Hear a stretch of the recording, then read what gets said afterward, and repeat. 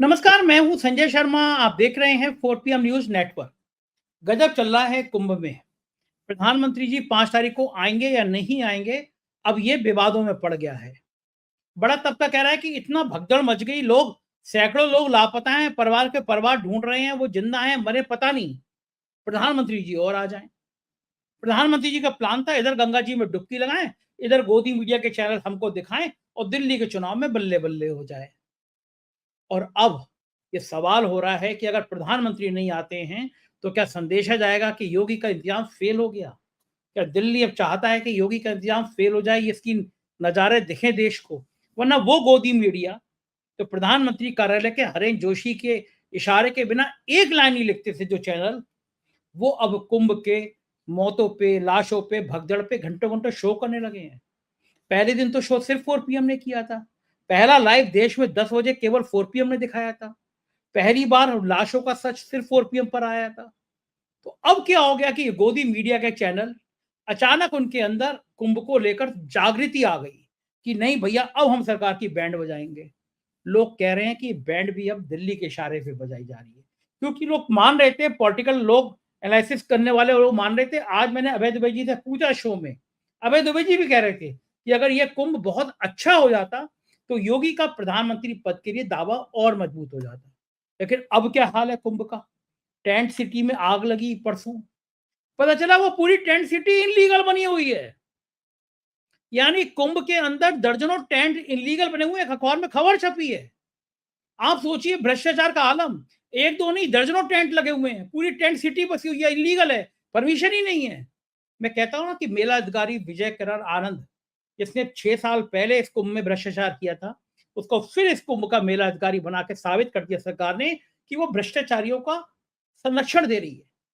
प्रयागराज का मानसिक असंतुलित कमिश्नर जो अनाउंस कर रहा था, जो सोवत है वो खोवत है, जो पावत है जागत है, ऐसा बेवकूफ अफसर, लोग सो रहे हैं, उनको सो सो के करके उठा रहा है, जल्दी चलो जल्दी चलो जल्दी चलो। भगदड़ का कारण का केंद्र वो। ऐसे बड़े तीखे सवाल आज अभय दुबे जी से किए मैंने और पूछा है कि न्यायिक आयोग क्या पहले की तरह, विकास दुबे के न्यायिक आयोग की तरह कठपुतली बन के रह जाएगा या कुछ होगा? बहुत अच्छी बातचीत है, आपसे रिक्वेस्ट है पूरी बातचीत सुनिएगा, चैनल को सब्सक्राइब और ज्वाइन करना ना भूलें। चलते हैं अभय Dubey ji. 4 PM news network पे स्वागत है अभय दुबे जी आपका। दुनिया का सबसे बड़ा पर्व कुंभ, महाकुंभ, सरकार 1 साल से तैयारी कर रही थी। ना जाने कितने अफसरों को विदेश भेजा, हजारों करोड़ का बजट और हजारों करोड़ के बजट का बंटाधार, सैकड़ों करोड़ के भ्रष्टाचार की कहानियां सोशल मीडिया पे तैरने लगी। इन सब के बाद भगदड़ मची, एक नहीं कई स्थानों पर बची। मैंने कल अपने क्षितिज कांत, मेरे रिपोर्टर हैं, पोस्टमार्टम हाउस पे खड़े थे। 30-30 घंटे के बाद लाशें आ रही हैं, यानी लाशों को छुपाया जा रहा है। इस बीच में मेरा सवाल यह है कि प्रधानमंत्री 5 तारीख को ऐलान हो रहा है कि 5 तारीख को वो आएंगे महाकुंभ में। हालांकि कुछ वेबसाइट पे खबर आई है कि वो अपना दौरा कैंसिल कर सकते हैं। 5 तारीख का जो दौरा था वो दिल्ली चुनाव के मद्देनजर था, ये बात बच्चा बच्चा जानता है। प्लानिंग ये थी कि 5 तारीख को प्रधानमंत्री जी गंगा जी में डुबकी लगाएं और दिल्ली का चुनाव चल रहा हो और दिल्ली के मतदाताओं पे एक साइकोलॉजिकल असर पड़े। आपको क्या लगता है इन सारी घटनाओं के बाद क्या प्रधानमंत्री को कुंभ आना चाहिए या फिर अब नहीं आना चाहिए? देखिए, प्रधानमंत्री के सामने दो रास्ते खुले हुए हैं। जैसा कि होता ही है, जिंदगी हमेशा दो तीन, हर हर सवाल पर जिंदगी में आपको दो तीन या चार रास्तों में से एक चुनना पड़ता है। प्रधानमंत्री के सामने दो रास्ते हैं। एक रास्ता तो यह है कि वो 5 तारीख को कुंभ आए और जोखिम उठाएं कि उनका वो दौरा जो है वो वहां की अव्यवस्था के कारण विफल ना हो जाए, क्योंकि खास तौर से उस दौरे के ऊपर जो फोकस होगा, मीडिया का जो लेंस होगा, चाहे सोशल मीडिया हो, चाहे प्रिंट मीडिया हो, चाहे खबरिया चैनल का मीडिया हो, गोदी मीडिया हो, सबका लेंस होगा वहां पर। तो वहां पर कुंभ में जो अव्यवस्था है और कुंभ के अंदर जो अविश्वास का माहौल बन गया है व्यवस्था के प्रति बहुत बड़ा, कितनी बड़ी दुर्घटना हुई ना, तो अविश्वास का माहौल बन गया है। तो इससे मोदी जी को एक खास तरह की जांच, मोदी जी के दौरे को एक खास तरह की जांच पड़ताल का सामना करना पड़ेगा। उन्हें उनके राजनीतिक लक्ष्य हैं, उनको तो वेधने की वो कोशिश करेंगे, जैसे आपने बताया कि दिल्ली के चुनाव से संबंधित। लेकिन वो है, अगर वो न आने का फैसला करते हैं तो वो तो सीधे सीधे योगी आदित्यनाथ के नेतृत्व और मुख्यमंत्रित्व में अविश्वास की घोषणा हो जाएगी, बिल्कुल सीधे सीधे। उसका तो एक ही मतलब निकलेगा कि अब योगी आदित्यनाथ के पूरे कामकाज को उन्होंने नापसंद किया है। मैंने पहले भी कह चुका हूं 4 PM के मंच पे मैं कि जिन दिनों योगी आदित्यनाथ कुंभ की तैयारी कर रहे थे और कुंभ के उद्घाटन का पल नजदीक आ रहा था, उन्हीं दिनों कई समीक्षकों ने लिखा था कि अगर कुंभ का बंदोबस्त कामयाब नहीं हुआ तो आदित्यनाथ जी के राजनीतिक भविष्य के ऊपर सवालिया निशान लग जाएगा।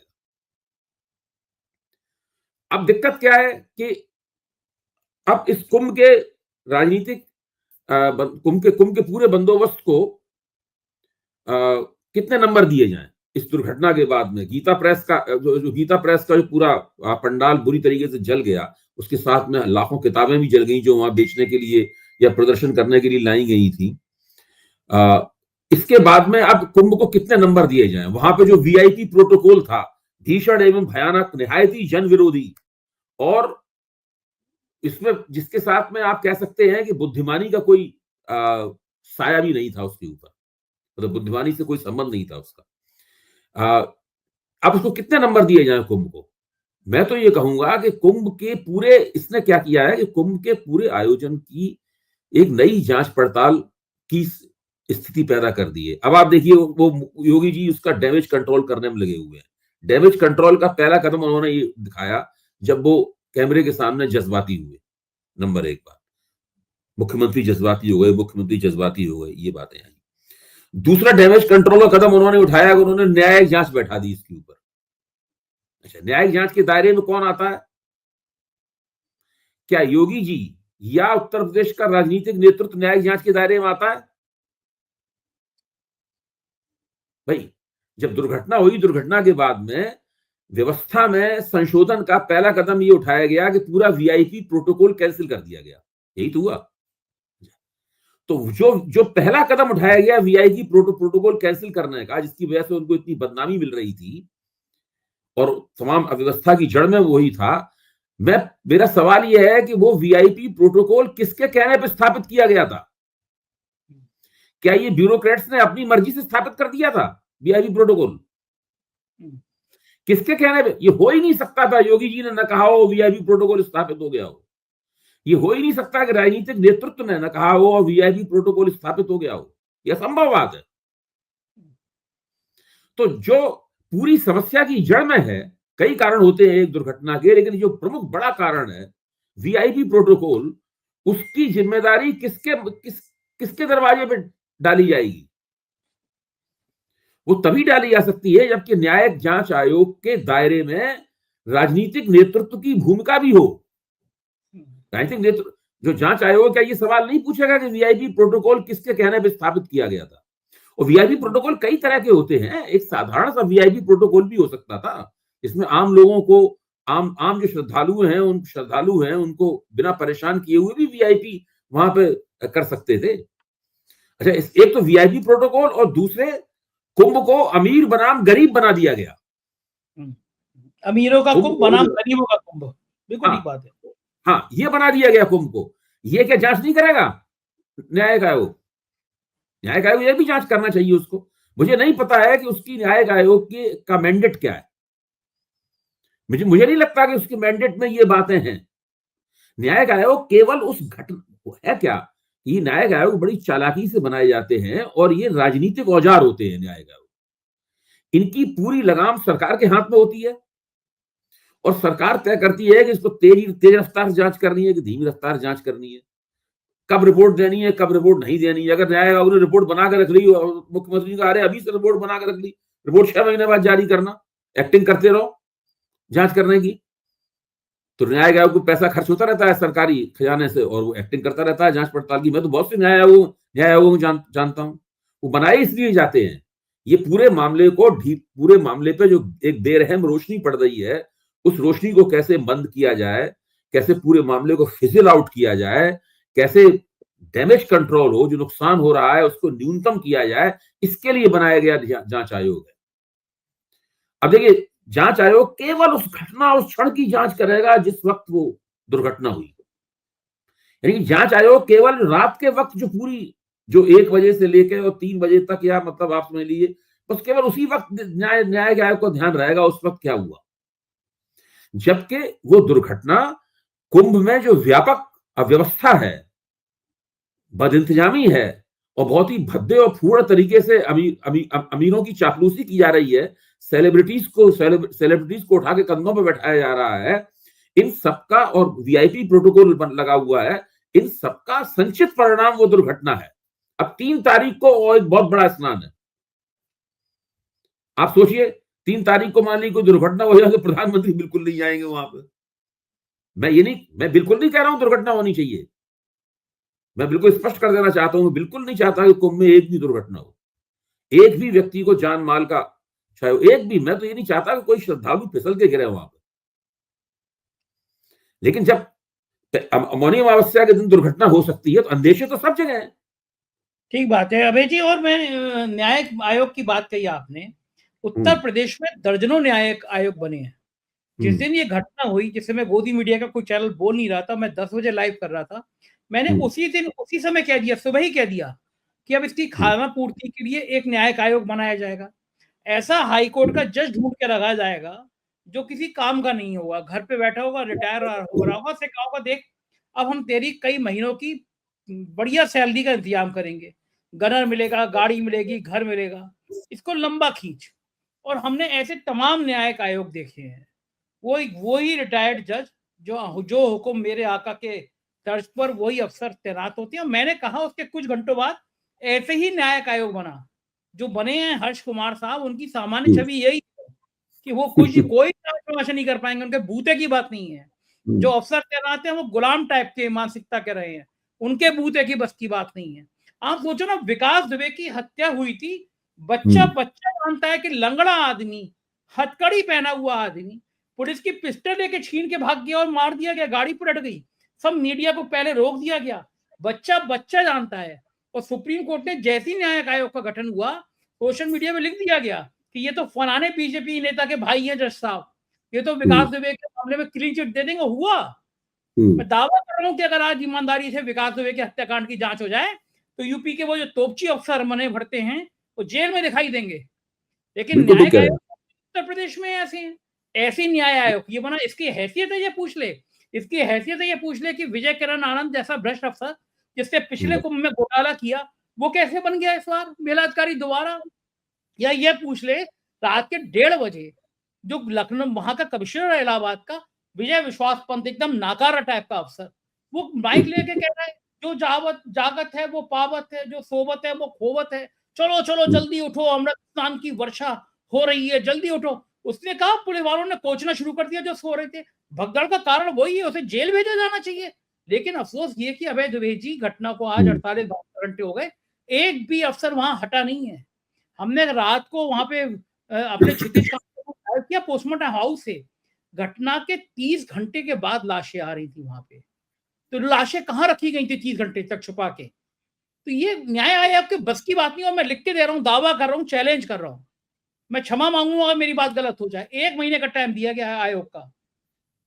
1 तारीख से काम शुरू हुआ, 31 तारीख से, अगर 31 मैं कह रहा हूं और 2-3 दिन आगे ये 3 मार्च तक भी अपनी रिपोर्ट दे दे तो मैं क्षमा मांगूंगा कि हाँ आयोग की रिपोर्ट आ गई। ये महीनों चलेगा अभी काम, ये नहीं आएंगे। मैं तो पहले कह दिया, देखिए ये जितने भी ये बुनियादी तौर पर जो नुकसान हुआ है इस दुर्घटना से, उस नुकसान को कैसे न्यूनतम किया जाए और उस नुकसान को भुलाने के लिए एक लंबा वक्त गुजारा जाए, ये केवल इसलिए होता है। बाद में कौन याद रखता है कि कौन सा न्याय आयोग बना था, क्या उसकी रिपोर्ट आएगी, एक सिंगल कॉलम खबर छप जाएगी या डबल कॉलम खबर छप जाएगी, उसके बाद कोई नहीं जांचता।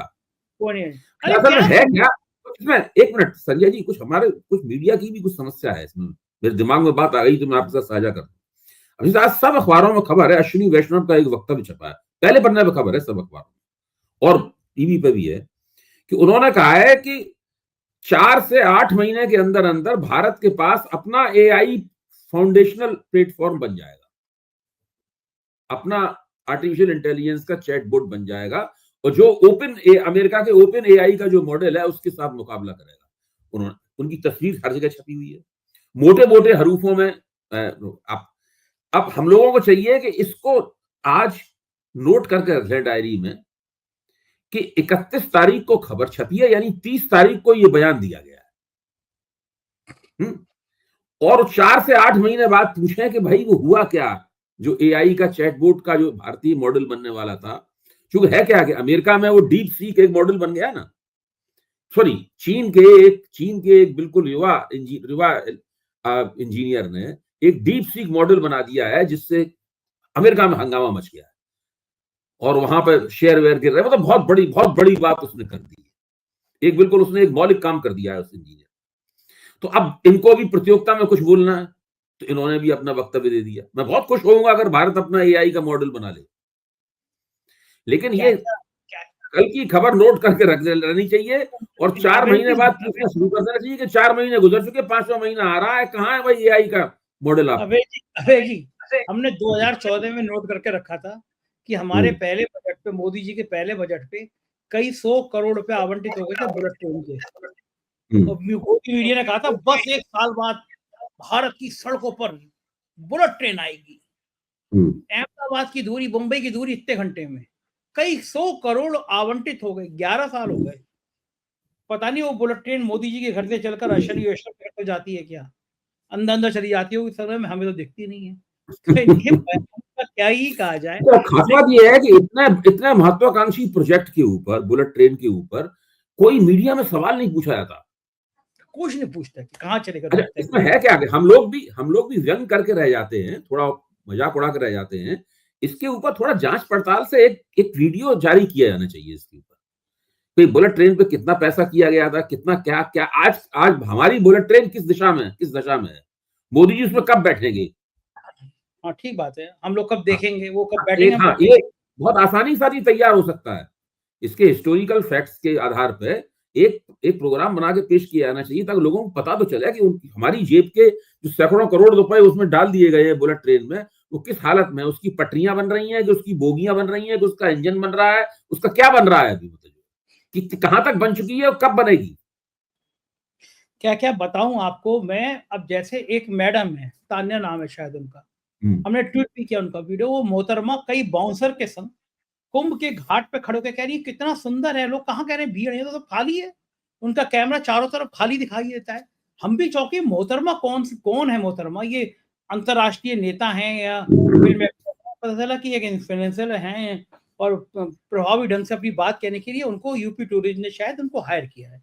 अभी हम्म, मालूम करेंगे कितना पैसा दिया। लेकिन उन तान्या जी की पर्यटन विभाग के सबसे बड़े अफ़सर के संग बैठी हुई, गलवैयाँ करती हुई, मतलब बातें-वातें करती हुई फ़ोटो वीडियो ज़रूर सामने आ गई।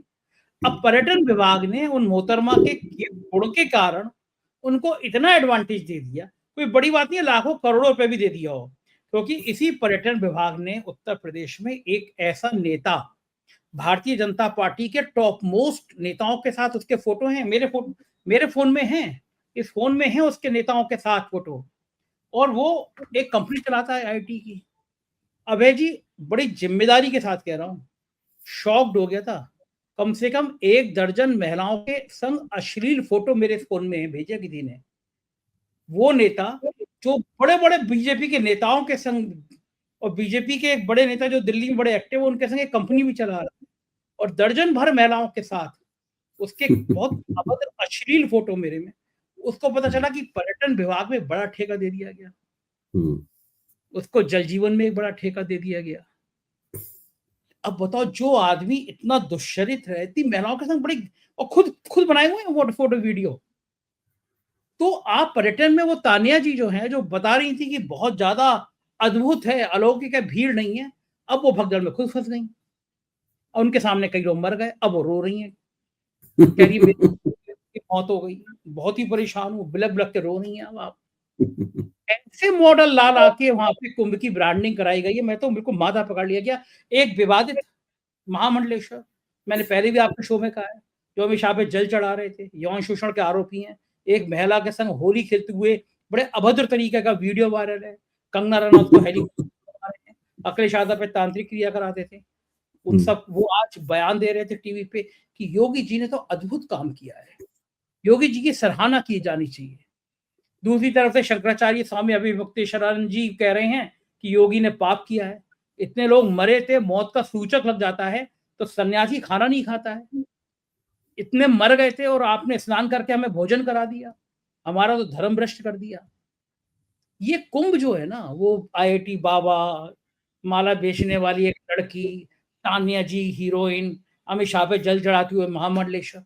बताइए, ये कुंभ धार्मिक आस्थाओं का केंद्र हुआ करता था। ममता कुलकर्णी, ममता कुलकर्णी, उनके केश सुंदर कटवाने के, अखाड़ा। है ना, ये कुंभ है। क्या कुंभ हुआ करता था, क्या दिव्य कुंभ हुआ करता था। उसके अध्यात्म की चर्चा होती थी, वहां शास्त्रार्थ हुआ करते थे, वहां पे शास्त्रीय प्रवचन दिया करते थे, अद्भुत तरीके से बात करते थे। अब महामंडलेश्वर के कैंप बिक रहे हैं, एक पहले वाले कमरे में 1 लाख का किराया, 2 लाख का किराया। जिनकी कुछ एक आध दो संत बचे जिनको मैं ठीक ठाक मानता था, वो भी हमेशा पे जल चढ़ा रहे थे। नहीं, कुंभ के व्यवसायीकरण का सबसे बड़ा सबूत तो स्वयं मुख्यमंत्री का वो वक्तव्य है, जिसमें उन्होंने कहा है कि कुंभ की वजह से उत्तर प्रदेश के खजाने में 2 लाख करोड़ रुपए आएंगे। यानी कुंभ को पैसे कमाने का जरिया बनाया गया है। ये भारतीय पूंजीवाद का सबसे घिनौना रूप है। हर देश का अपना पूंजीवाद होता है।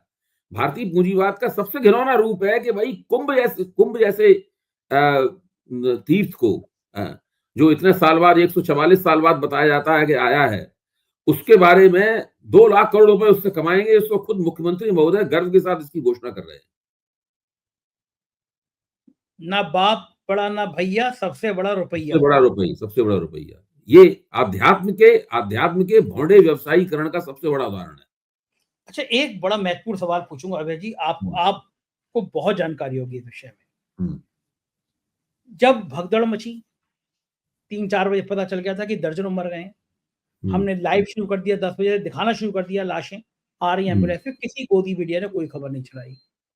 योगी ने ट्वीट नहीं किया, पहला ट्वीट प्रधानमंत्री ने किया, तो लोग चौंके कि क्या दोनों के बीच में कुछ गड़बड़ चल रहा है। योगी तो ट्वीट नहीं कर रहे, मानिए ने कोई मरा, प्रधानमंत्री ने ट्वीट कर दिया। तब तक मीडिया योगी के पक्ष में था, कोई खबर नहीं चला रहा था। प्रधानमंत्री के ट्वीट के बाद संदेशा गया कि दिल्ली अब शायद बैंड बनाना चाह रहा है। और आज सुबह से, बल्कि कल से, जो गोदी मीडिया के चैनल बदनाम थे कि प्रधानमंत्री कार्यालय के हरेन जोशी हेडलाइंस लिखकर बेचते हैं, हरेन जोशी की मर्जी के बिना एक लाइन नहीं चल सकती, आज वो सारे चैनल जो गोदी मीडिया के सर्वश्रेष्ठ चैनल है, सुधीर चौधरी भी, वो कुंभ की बुराई करने में जुट गए। आज सब दिखा रहे हैं कि यहाँ भीड़ है, यहाँ इतने लोग मर गए, यहाँ अफवाहें हैं, यहाँ पुलिस प्रशासन फेल हो गया, कहाँ है सरकार। तो क्या अब दिल्ली चाहती है कि अब बैंड बजाई जाए योगी आदित्यनाथ? इसका मतलब ये है संजय जी कि वो समीक्षाएं, वो अंदेशे जो कुंभ की शुरुआत से पहले व्यक्त किए जा रहे थे, वो सही थे कि कुंभ का अगर आयोजन सफल नहीं हुआ तो योगी जी के राजनीतिक भविष्य के ऊपर एक बहुत बड़ा सवालिया निशान लगेगा। मैं 4 PM के मंच पे बता चुका हूं कि योगी जी का पूरा दांव ये था कि कुंभ के अंदर से उनकी जो प्रधानमंत्री पद की जो पात्रता है, उनकी प्रधानमंत्री पद के उम्मीदवार की जो पात्रता है, वो कुंभ के अंदर से उसी तरह निकले 2013 के कुंभ में नरेंद्र मोदी की पात्रता निकली। तो ये पूरा आप इतना बड़ा आयोजन कर रहे हैं, इसमें पूरे उत्तर प्रदेश सरकार की प्रतिष्ठा दांव पे लगी हुई है। जो इतना बड़ा आध्यात्मिक क्षण है, उस आध्यात्मिक क्षण की प्रतिष्ठा दांव पे लगी हुई है, और आप उससे एक अपनी राजनीतिक गोटी लाल करना चाहते हैं। तो ऐसे में मेरा मानना यह है कि आपकी ऐसे आयोजन की कामयाबी की संभावनाएं 20-25% ही रह जाती है। 70 से 75% उसकी नाकामी की ही के अंदेशे रह जाते हैं, क्योंकि आयोजन बहुत बड़ा है और उस आयोजन के पीछे मंशा आपका गड़बड़ है। इसीलिए तो तमाम जो आपने इतने वीआईपीज को भाव क्यों दिया? सवाल यह है, इतने वीआईपीज और सेलिब्रिटी को भाव देने की क्या जरूरत थी? इसको 5 स्टार कुंभ क्यों बनाया गया? 5 स्टार कुंभ क्यों? क्या जरूरत क्या थी इस बात की? क्या ऐसी कोई परंपरा रही है कुंभ के मेले में पहले? ना, कोई परंपरा नहीं रही इस तरह की। कुंभ को अमीर बनाम गरीब का जो वर्ग विभाजन है, उसका प्रमाण क्यों बनाया गया कुंभ को? भाई, इसके अंदर तो सबके लिए लेवल प्लेइंग फील्ड होना चाहिए था, सबको बराबर होना चाहिए था। सबसे ज्यादा जो सेलिब्रिटीज हैं या जो वीआईपी हैं, उनकी केवल सुरक्षा का बंदोबस्त होना चाहिए था। बंदोबस्त ये होना चाहिए था कि भाई मान लो प्रधानमंत्री जा रहे हैं, कोई मंत्री जा रहा है, इसको सुरक्षा का बंदोबस्त, उसके अलावा उन्हें कोई विशेष सुविधा देने की आवश्यकता नहीं थी। और कुंभ रात भर रुकने या 6-6 7-7 में रुकने के पिकनिक का स्थान तो ही ना है कि उसके अंदर वीआईपी आ रहे हैं, वो अपने शानदार 5 स्टार टेंट्स में ठहरे हुए हैं, या अमीर लोग आ रहे हैं लंबे लंबे पैसे अदा करके, उसके अंदर एक एक हफ्ते बैठे हुए हैं, उनका खान पान चल रहा है, साथ में गंगा विहार भी चल रहा है, कुंभ स्नान भी चल रहा है, इसकी जगह थोड़ी ना है कुंभ। तो ये उसको पिकनिक स्पॉट क्यों बनाया गया भाई? ये बहुत सारे सवाल हैं। इन सब सवालों की रोशनी में इस पूरे प्रकरण की जांच होनी चाहिए, और मेरा पक्का यकीन है कि जो जांच आयोग बना है वो ना इसके लिए नहीं बना है, वो केवल डैमेज कंट्रोल के लिए बना। ठीक बात है। आज खबर छपी है किसी अखबार में, वहां कल फिर आग लग गई। आज अबे दुबे जी हैरान हो जाएंगे, आज खबर छपी है अखबार में कि वो जो आग लगी थी जिस टेंट सिटी में लगी थी, वो टेंट सिटी की परमिशन ही नहीं ली गई थी। एक बड़ा आदमी उसने आके दर्जनों टेंट लगा डाले, टेंट सिटी बसा डाली, और उसने परमिशन ही नहीं ली थी। यानी कुंभ के अंदर इलीगल टेंट सिटी बन गई। तो उस टेंट सिटी की तो बहुत दिनों से हम लोग तस्वीरें देख रहे हैं। हाँ बताइए आप, वो जो टेंट सिटी है उसकी भव्य तस्वीरें इस तरह दिखाई जा रही हैं कि ऐसा तो कभी कुछ हुआ ही नहीं है पहले, जो टेंट सिटी बन गया है। इलीगल टेंट सिटी बन गया, तो कहाँ है मेला अधिकारी, कहाँ है पुलिस? यानी कोई आदमी आके एक दो नहीं दर्जनों टेंट इलीगल लगा दे रहा है। किसने उसको जमीन दी, कहां से लगा, कोई पूछने वाला ही नहीं है। अंधेर नगरी चौपट राजा, टका शेर भाजी टका शेर खाजा। अभय दुबे जी पता नहीं क्या होगा, इंतजार करते हैं कि प्रधानमंत्री आएंगे या नहीं आएंगे, फिर चर्चा करेंगे। बहुत बहुत शुक्रिया, आपने हमें समय दिया। Thank you sir. सुना आपने अभय दुबे जी की बातचीत। मुझको यकीन है ये बातचीत आपको पसंद आई होगी, लेकिन जब तक आप कमेंट नहीं करेंगे मुझे कैसे यकीन हो। कमेंट जरूर कीजिएगा, बताइएगा। Thank you.